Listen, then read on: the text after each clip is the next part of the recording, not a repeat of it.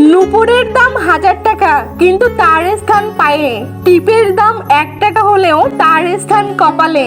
ইতিহাস সাক্ষী আছে, নুনে কখনো পোকা ধরেনি, কিন্তু মিষ্টিতে তো প্রতিদিনই ধরে, পিঁপড়াও ছাড়ে না।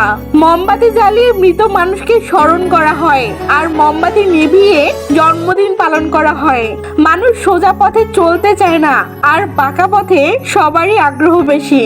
সেজন্যই মদ বিক্রেতাকে কারো কাছে যেতে হয় না, আর দুধ বিক্রেতাকে বাজারে যেতে হয়। আমরা দুধ বিক্রেতাকে সর্বদা বলি দুধে পানি মেশাননি তো, অথচ মদে মানুষেরাই পানি মিশিয়ে খায়। আগে ফজরের আজান শুনে মানুষ নামাজে যেত, আর এখন রাতভর জেগে থেকে আজান শুনে ঘুমায়।